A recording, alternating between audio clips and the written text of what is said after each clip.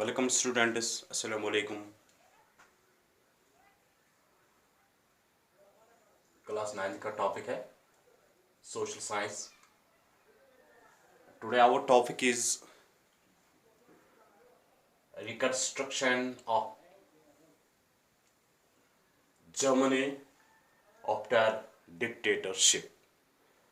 जैसा कि आपको पता होगा कि हमने पढ़ा होगा कि जब हिटलर ने क्या किया,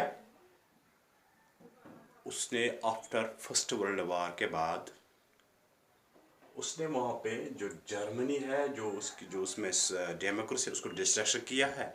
और डिस्ट्रक्शन में उसने क्या क्या किया है। और जब उसने वहाँ पर एक एनेबल एक्टिंग भी पास हुआ है, एक्टिव एनेबल एक्ट भी पास हुआ है। और इस एनेबल एक्ट में जब डिक्टेटरशिप का कानून नाफिज हुआ है, वहाँ डिक्टेटरशिप बन गया और डेमोक्रेसी का नाम निशानी ख़त्म हो गया है। वहाँ mysterious fire broken out in the parliament house of Germany. तो इसके बाद वहाँ इमरजेंसी नाफिज हुई है। तो इसके बाद क्या हुआ है, क्या क्या उसने क्या क्या क्या सेटअप उसने हर एक चीज़ पर बैन लगाई है वहाँ पर। और उसने एक खास कर उसका फौजी बनाया है, स्पेशल टास्क फोर्स बनाया है in order to control what Nazi party wants. और जो कम्युनिस्ट है, बाकी जो लीडर्स है, जो लोग हैं जो इस नाजी पार्टी के खिलाफ है, हिटलर के खिलाफ है, उनको कंसंट्रेशन कैंप्स में भेज दिया गया है। उनके साथ क्या सलूक किया गया है वो आपको पता ही होगा। और आज हम देखेंगे, आगे चलेंगे। चलिए, रिकंस्ट्रक्शन। फिर उसने जब डिक्टेटरशिप, वो डिक्टेटर बन गया, तो उसने वहां पर क्या किया, क्योंकि उसको अपने आइडियोलॉजी उसको प्रैक्टिकली वहां उसको इम्प्लीमेंट करनी है। स्टूडेंट्स फर्स्ट, क्योंकि वहाँ पे इकोनॉमिक क्राइसिस थे, उन इकोनॉमिक क्राइसिस को बाहर आने, उनको इन इकोनॉमिक क्राइसिस बाहर आने के लिए वहाँ तो उसको पहले सोच रहे कि इसके मुतालिक इकोनॉमिक में हम कैसे लोगों को इकोनॉमी को बढ़ा सकते हैं, अपनी जो नेशन, अपने इस नेशन में हम कैसे इकोनॉमी को बढ़ा सकेंगे, इसके लिए क्या क्या करना है। क्योंकि उसने लोगों के साथ बहुत किस्म के वादे भी किए हैं कि मैं यहाँ पे जो भी यहाँ डिप्रेशन हुई है उससे मैं आपको क्या नजात दिलवाऊँगा, आपको जो इंसल्ट हुई है ट्रीट वर्साइल्स में, वो भी इससे भी मैं आपका इज्जत बहाल करूँगा। और बाकी जो अनएम्प्लॉयमेंट है वगैरह है वो सब कुछ मैं कर सकता हूँ। इसके बहुत से सबसे पहले he started to recovery economy. Then economy recovery responsibility was put on the shoulders of, and this he have appointed one of the economist, Zalmar Sachit. Zalmar Sachit एक ऐसे इकोनॉमिस्ट है, बहुत बड़ा इकोनॉमिस्ट है।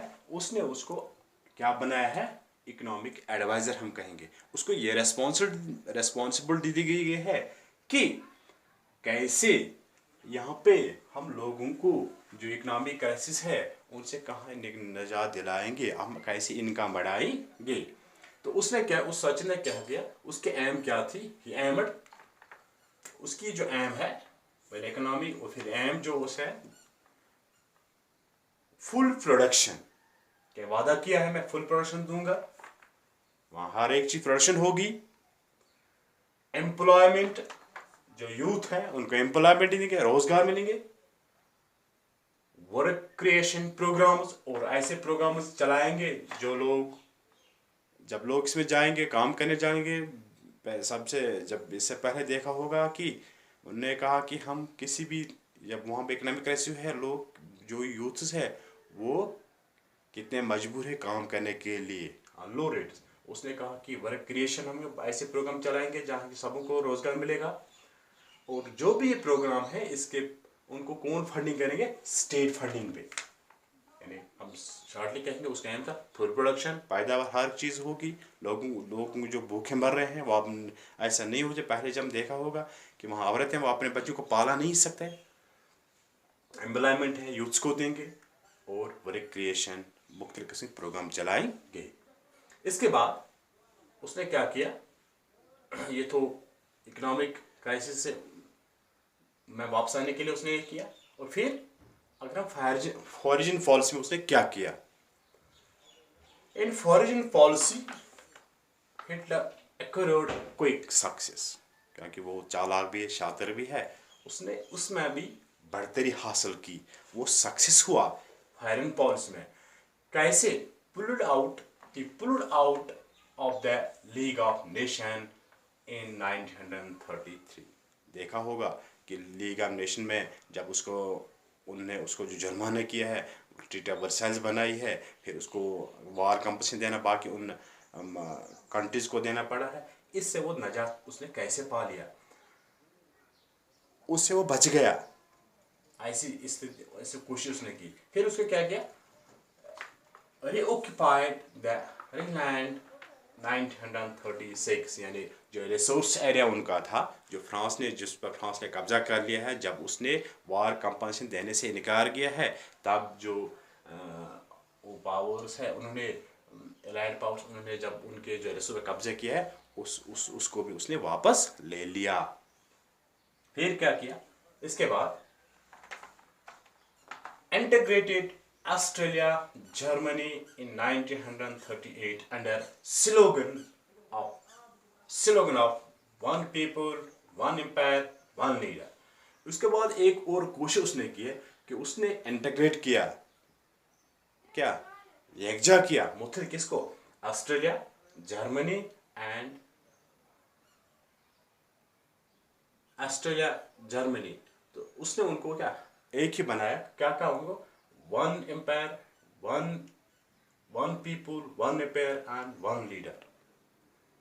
यानी उसके साथ उसको क्या क्या मतलब रिले पान वही। तो बात दोनों अक्सर दोनों ऐसे के साथ लोग ही है और कोई बात से गसन लीडर के साथ कोई आसन। आफ्टर दैट नाउ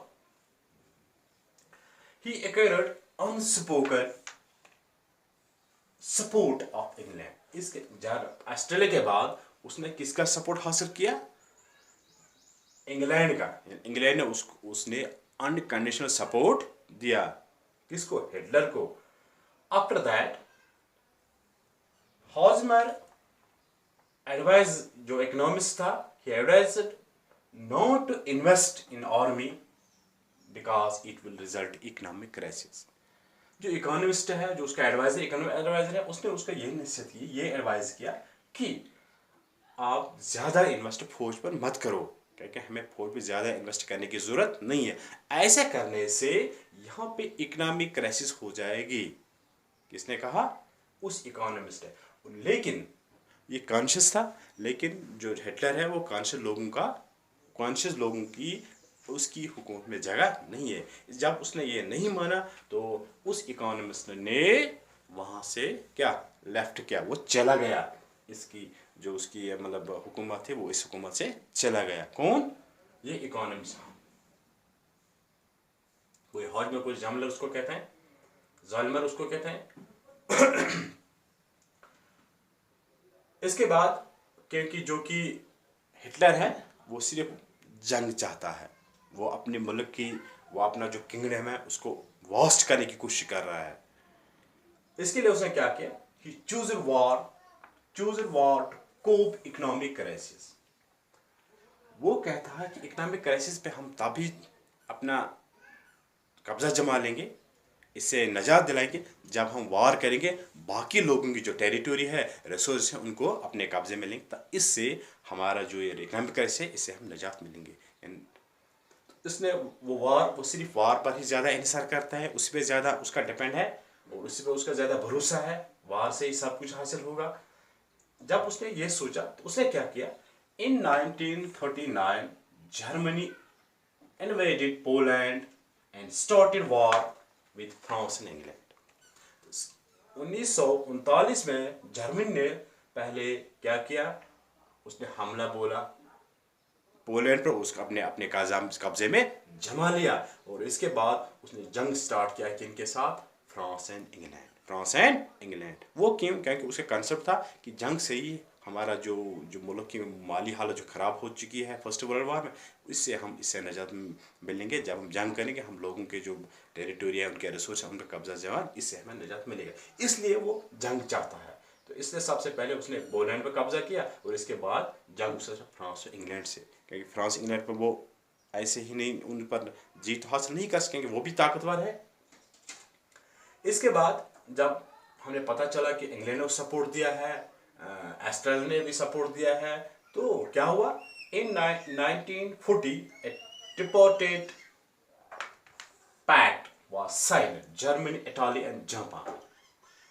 इसके बाद 1940 में एक माहिदा हुआ, उन्होंने किस किस से, जर्मनी, इटाली एंड जर्मनी, वो यकजा हो गए, उन्होंने माहिदा, उन्होंने सपोर्ट दिया। यानी हम कहेंगे कि इटाली, जापान, पहले उसने इंग्लैंड ने भी सपोर्ट दिया है, किसको सपोर्ट दिया है, जर्मनी, हिटलर को सपोर्ट दिया है। जब ये चीज उसको सपोर्ट दिया है तो हिटलर को लगा है कि अब मैं पावरफुल बन गया है, उसको पावर का नशा चढ़ गया है। तो क्या उसने फिर क्या, Hitler wanted to ensure food living space for Germany. यहाँ पे उसको पता लगा कि मुझे सपोर्ट मिला, अब मुझे सपोर्ट मिल रहा है, क्योंकि वहाँ पर लग रहा कि वो कामयाबी हो रहा है, उसकी जो एक्टिविटीज़ है, उसका जो आइडिया है वो तो सक्सेसफुल है। इसलिए उसने कहा कि अब वो क्या चाहता है, टू इंश्योर फूड, जर्मनी के लोगों की जो हालत है उसको सुधारने के लिए उसने उनको गुज़र चाहिए, उनको रहने के लिए जगह चाहिए। उसने वहाँ पे वादा किया उनके साथ, प्रोडक्शन देंगे, एम्प्लॉयमेंट देंगे, रिक्रिएशन प्रोग्राम्स बनाएंगे, फंडिंग करेंगे, उस चीज़ को उसको देना ही देना है। इसलिए उसने कहा कि हम उसको कैसे हासिल करेंगे, किस लिए हम देंगे। तो उसने जब ये यहाँ पर ये पूछा तो उसने समझा कि अब फूड की ज़रूरत है, प्रोडक्शन की ज़रूरत है, तो लिविंग स्पेस के रहने के लिए जगह की ज़रूरत है, तो इसके लिए क्या करेंगे। तो उसने यहाँ पे एक बहुत बड़ी गलती की, क्योंकि उसने पहले उसको मिसअंडरस्टैंडिंग हो हम कहेंगे, पहले उसने रशिया के साथ कहा कि हम पहला जंग नहीं करेंगे, आप पर आपसे जंग नहीं करेंगे, वो करेंगे, ये करेंगे। लेकिन अचानक जब उसको ये सिचुएशन हुई तो उसने क्या किया, अटैक्ड द रशिया इन 1941। जून में 1941 में उसने रशिया पर अचानक हमला बोल दिया, अटैक किया है। क्योंकि पहले उसके साथ ये प्रॉब्लम कि हम जंग नहीं करेंगे, फिलहाल हम मुल्क की हालत को सुधारेंगे, कि फर्स्ट वर्ल्ड वॉर उसमें बहुत सी खराबी हुई है, तो इसलिए उसने, तो फिर जब उसने उस पर अटैक किया है 1941 में, तो क्या हुआ, exposure western front of Germany to British airweighing bombing, airweight bombing and eastern front Russia reached hot of full। तो जब ये उसने रशिया के साथ जंग हुआ कि क्या हुआ, फिर वेस्टर्न की तरफ से उसको, जो ब्रिटिश पहले से उसे जंग लड़ रहा है, जिसमें फ्रांस और इंग्लैंड है, जंग चल रहा है उनके साथ, तो एक तरफ वो आए हैं और दूसरी तरफ उसको कौन आया है, रशिया। अब बीच में फंस गया है, आगे भी उसको न जाने का रास्ता है और न पीछे जाने का, आगे से भी उसको आया और पीछे से भी उसको आया, अब वो बंद हुआ। अब क्या करेंगे, अब दोनों तरफ उसको वार को डिफीट करना है, उनको डिफेंड करना है अपने मुल्क को, तो अब फंस गया। क्या हुआ इसको, जब ये चीज़ हुआ तो जो रशिया की फौज है, सोवियत यूनियन हम कहेंगे, तो उन्होंने जो उसका जो रेड आर्मी है, रिचर्ड हॉट ऑफ बर्लिन, यानी वो कहाँ पहुँच गए, वो जर्मनी में पहुँच गए। जो बर्लिन में एक जर्मनी का जो बर्लिन है उसको हॉट ऑफ बर्लिन कहते हैं, वो वहाँ पहुँच गए। जब वो वहाँ पहुँच गए तो क्या हुआ कि इससे पहले यही मुल्क को जंग लड़ रहे हैं, इंग्लैंड है, फ्रांस है, ब्रिटिश वगैरह और रशिया है। लेकिन अब जो यूएसए की एंट्री है वो पहले जंग नहीं चाहता है, USA resist involvement in war. USA, जब हमने पहले भी देखा कि फर्स्ट वर्ल्ड वॉर में भी यूएसए ने जंग में अपने एंट्री को ठीक नहीं समझा, वो जंग में हिस्सा नहीं ले। लेकिन जब कुछ ऐसी स्थिति हुई, जब कुछ ऐसी सिचुएशन हुई, तो वो मजबूर हुआ। तो क्या किया उसने, तो फिर पहले वो कहता कि अगर मैं जंग करूंगा, जंग में हिस्सा लूंगा, क्योंकि उसको इससे क्या हो जाएगा, इकोनॉमिक क्राइसिस। उसने बोला कि इससे इकोनॉमिक क्राइसिस, जंग करने से इकोनॉमिक क्राइसिस, चाहे कोई जीत जाए या हार जाए, लेकिन इकोनॉमिक क्राइसिस होते ही जा रहे हैं, मुल्क की माली हालात खराब हो जाते हैं, इसलिए वो जंग नहीं चाहता है। लेकिन क्या हुआ, कैसे उसकी एंट्री हुई, क्योंकि जापान किसके साथ है वहां पे, जापान ने पहले सपोर्ट दिया, वो जर्मनी, इटली और जापान है। जापान ने क्या किया, एक्सपेंड्स वॉर, उसने अपने वार को एक्सपेंशन किया, उसको ज़्यादा बढ़ा दिया है। उसने क्या किया, he try to occupied French Indian Indo China and planning attack on US naval base Pearl Harbor. Japan ने कहा कि मैं भी अपने आप की जो जंग में उसको बढ़ा दूंगा, अपनी जो टेरिटोरियल को बढ़ाऊँ, क्योंकि उसको पावर है वहाँ पे, पीछे जर्मनी भी ताकतवर है। तो उसने क्या किया, ऑक्युपाइड फ्रेंच इंडो चाइना। जब मैं वहाँ पहुँच गया, कौन, Japan, after that he planning to attack and US naval base. उसने कहा अब यूएस के नावल बेस, उस पर मैं अटैक करूँगा, और पेरल हार्बर, उन दो जगहों पर मैं अटैक करूँगा। जब ये चीज़ हुई, लेकिन लालच बढ़ गई उसके कि उसने यहाँ पे कब्जा किया फ्रेंच इंडो चाइना, तो इसका उसने उसकी लालच बढ़, उसने अब नावल बेस जो अमेरिका है उस पर भी अटैक करूँगा। तो क्या हुआ, then USA entered first world war second. और ये वजह बनी जो यूएसए का, उसके जो एंट्री है जंग में आने की वजह बन गई। कैसे, जब जापान ने अपने वार को एक्सपेंड किया है, जब उसने नावल बेस और पियर हार्बर पर अटैक करने की कोशिश की है, तब यूएसए मजबूर हुआ, तो उसने जंग में हिस्सा लिया। जब उसने हिस्सा लिया, तो इसी के जिस तरह पहले फर्स्ट वर्ल्ड वार में हमने देखा है कि 1917 में उसने हिस्सा लिया और 18 में जंग खत्म हुआ, इस तरह यहाँ पर भी जब उसने जंग में हिस्सा लिया, तो उसके शिरकत से ही, उसके इंटरेस्ट से ही ये वार ख़त्म हुआ 1945 में, मई 1945। इस तरह कहेंगे जो सेकंड वर्ल्ड वार है वो मई 1945 में एंड हुआ है। जब एंड हुआ तो कैसे हुआ, विद हिटलर डिफीट। जब हिटलर को क्या हुई, शिकस्त हुई, जर्मनी को शिकस्त खाना पड़ा। तो आपको पता ही होगा, जब हिटलर ने शिकस्त खाई तो उसने क्या किया, उसने गोबलिन जो उसके मिनिस्टर्स है और जो उसके फैमिली मेम्बर्स हैं, उन्होंने बर्लिन बंकर में अप्रैल में उन्होंने उसी साल में खुदकुशी कर ली, उन्होंने सुसाइड किया है। जब उस जंग में हारा, किसने सुसाइड किया, हिटलर ने।